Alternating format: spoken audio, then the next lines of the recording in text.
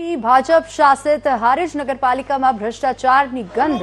નગરપાલિકામાં ભ્રષ્ટાચારના આક્ષેપ સાથે જ ભાજપના જ કોર્પોરેટર મેદાને આવ્યા છે. ભાજપના જ 11 કોર્પોરેટરે નગરપાલિકામાં સૂત્રોચ્ચાર સાથે વિરોધ નોંધાવ્યો છે.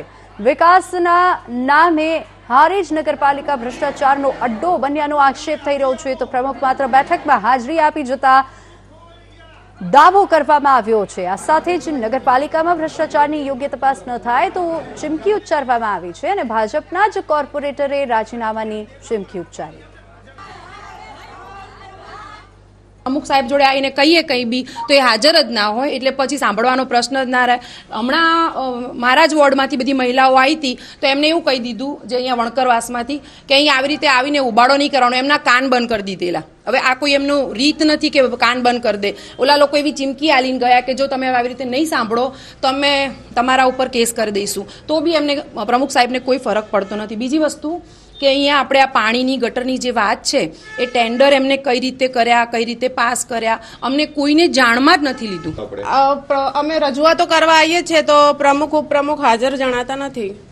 અમે 11 કોર્પોરેટરો સાથે મળીને અહીંયા આવ્યા અત્યારે, તો પ્રમુખ ઉપપ્રમુખ કોઈ હાજર છે નહીં. કેટલી વાર તમારે ધક્કા ખાવાનો વારો આવ્યો? અમે વારંવાર આવીએ જ છીએ. અઠવાડિયે તો એકવાર આવવાનું થાય જ છે સ્પેશિયલી, અને ફોન દ્વારા અમે રજૂઆતો કરતા હોઈએ છીએ.